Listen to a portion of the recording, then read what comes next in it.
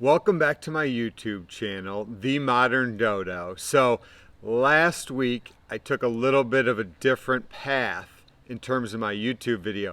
I veered away from sports and I covered three topics that quite simply I wanted to talk about. I talked about the Ad World Conference. I talked about Gary Vaynerchuk's NFT project, which at that point in time did not have a name to it. And I talked about the Champions League schedule that was ahead, the second leg of semifinal action. For the most part, all of those have now run their course. So as I head into week 2, I'm looking for what am I going to cover this week, and I decided to take it one step further in terms of being adventurous. I really had a blast creating last week's YouTube channel, so I wanted to go all out. And by all out, I mean I'm outside today. The elements could be a factor. I don't know how this is going to play out. I don't know how my sound recording is going, but we're going to shoot from the hip and we're going to see how it goes and hopefully produce a great video. So as I jump into topic number 1, please keep in mind that all of this, and especially when I get to topic number 3, you're going to want to visit my website for details, because I will include the recipe for my favorite poolside drink on my website. So you'll be able to go back and recover it there so that you don't have to keep hitting pause and rewind on my YouTube video. But that'll be topic number 3.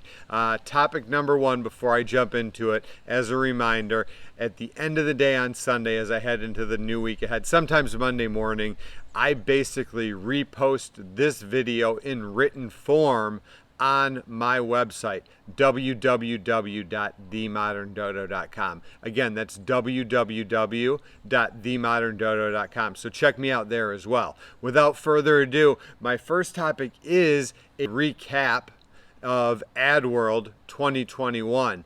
And the challenge is that it ran Monday through Wednesday from 9 to 5. And for me, in a marketing role, the first of the month is extremely important and extremely busy for me.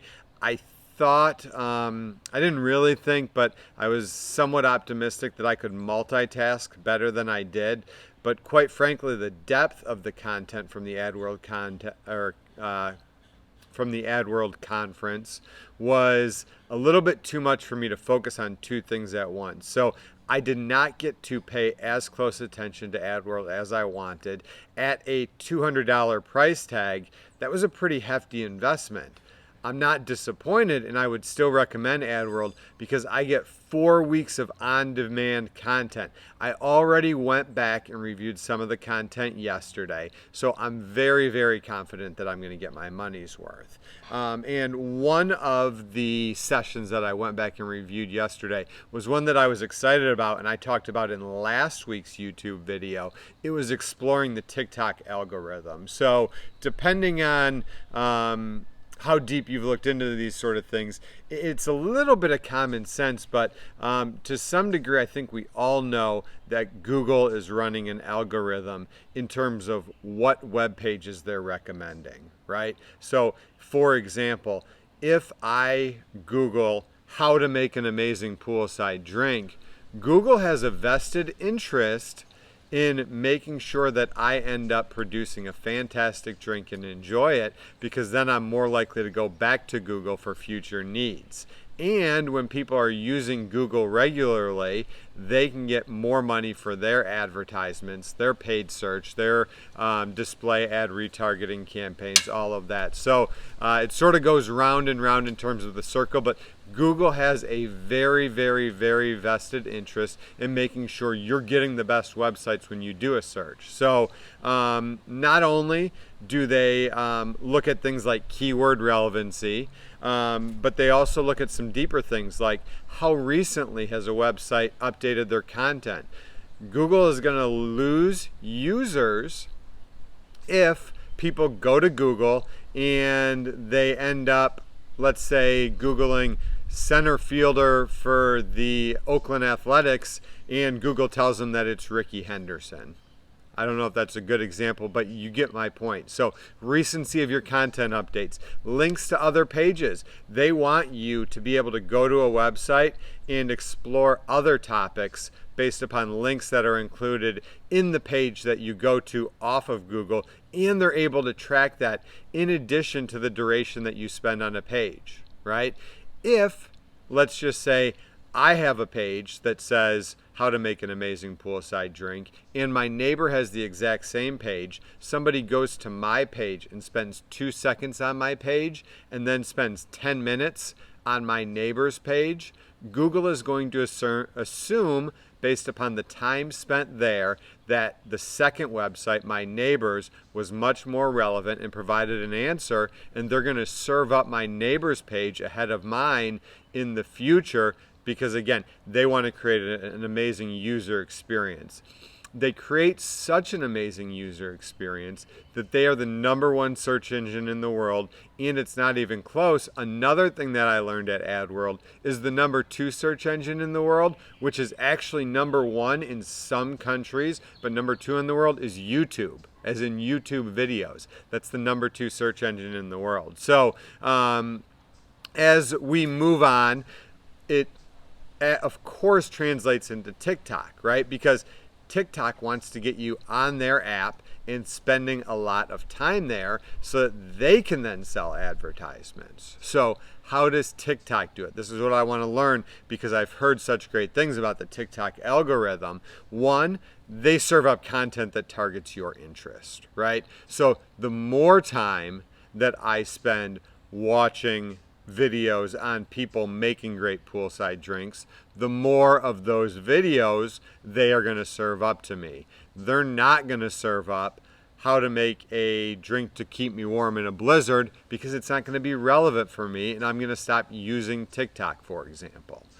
They also incorporate or calculate the likes and the follows of the creators.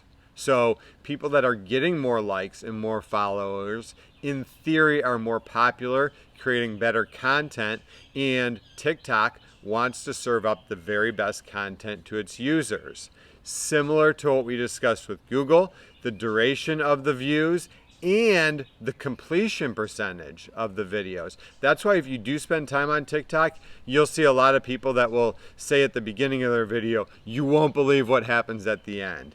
It's a really, really transparent, let's say, way to get people to watch all the way to the end of their video. Finally, they even, which I learned and I'm going to start doing I do have a Modern Dodo TikTok account. I'm going to start using music because people have taste in music. They're going to serve up music that matches your taste based upon the other videos that you're watching. So really, really fascinating stuff. Needless to say, I have had a great time with the AdWorld experience so far. I'm looking forward to about 3.5 more weeks of on-demand content. I'm going to absolutely consume it all. And I'm going to come back in October and do it all over again. As I talked about in last week's video, AdWorld has a increasing rate scale. So the earlier you purchase, which I did, I got in for $200, the better off you are. The closer to the conference you are when you purchase, the more money you're going to pay. I think their final rate card is $7.99. They reserved me with an email thanking me for attending, saying that if I repurchased for October, I was able to pick up October's sessions for $40. So I, of course, did that. I'll be back in October, and I recommend that you do too. One of the things I'll also be continuing to keep an eye on is Gary Vaynerchuk's NFT project. So I talked about it last week, and why am I talking about it again? Because Gary ran into some technology hiccups and he actually didn't launch. So right now what he's saying is that he's going to launch sometime early next week, and he's going to give everybody 24-hour notice, which is, I think, obviously a fantastic decision. And as we're waiting for the launch, Gary, keep in mind, he is a marketer. He's a great salesman, but he's a marketer and owns a marketing agency. Gary is going all out with his marketing campaign. He's even got a billboard in Times Square in New York City promoting VFriends. So the problem is that the more we learn about the project, the more we can see the depth which is quite impressive. Not to mention, he's putting his marketing blowtorch behind it. The prices are only going to rise through the roof. So there's 10,000 of these NFT tokens that are going to go on sale. And what makes Gary special?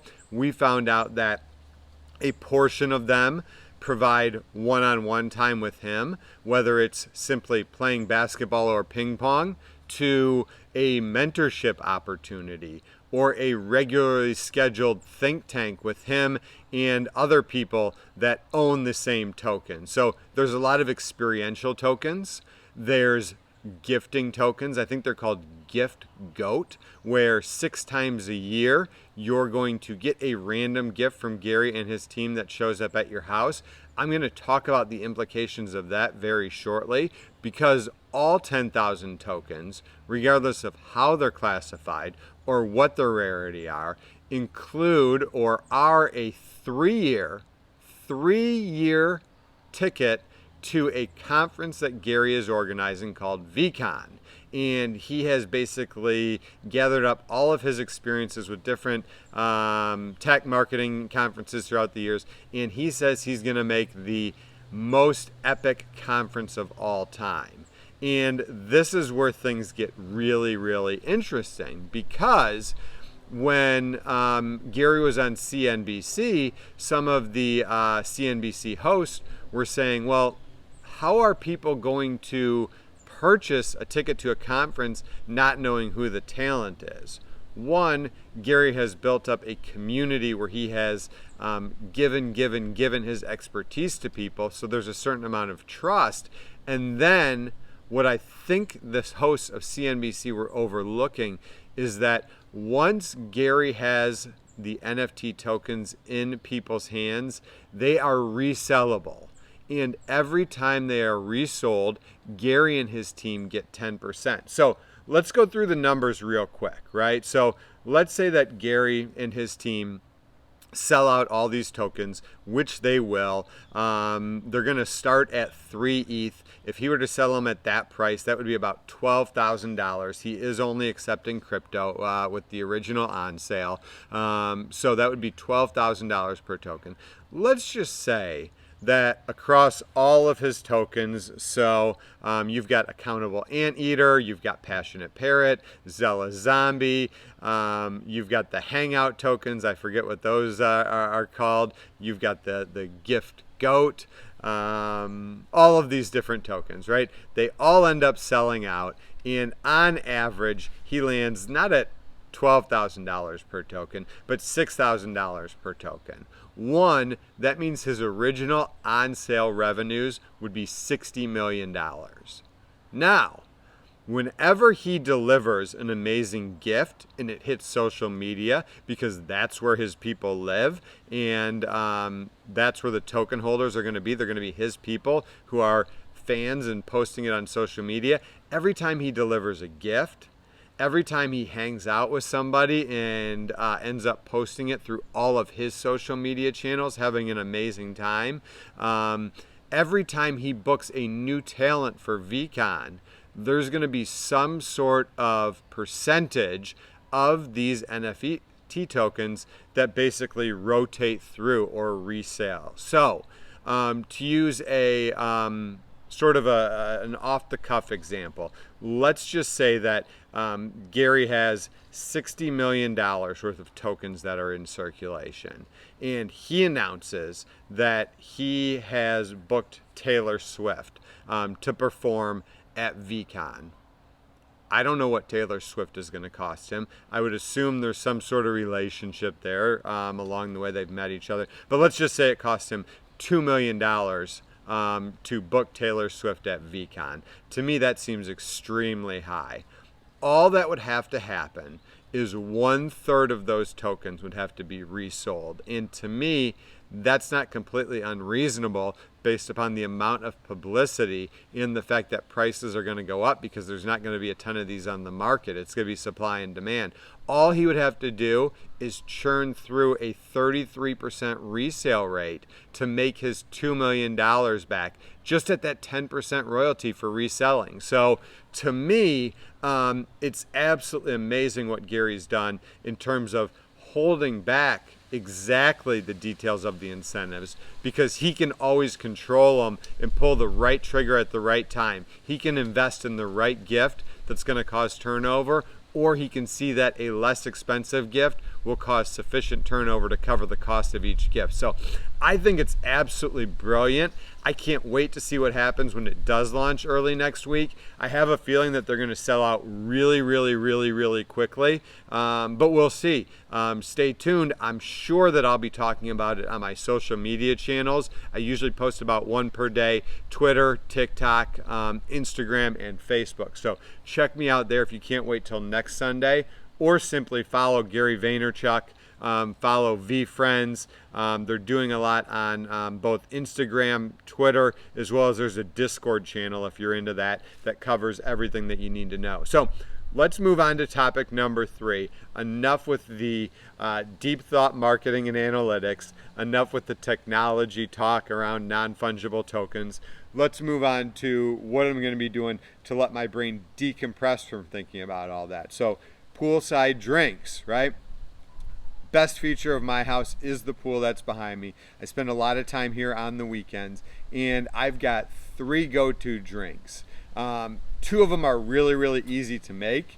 My third one is more difficult, and that's the one I'm going to cover more in depth. Today I'm actually going to make it right here. So the first one, really easy to make, simple and affordable. I'm a tequila fan, so I go with the tequila, and this is actually from Walmart, pineapple soda.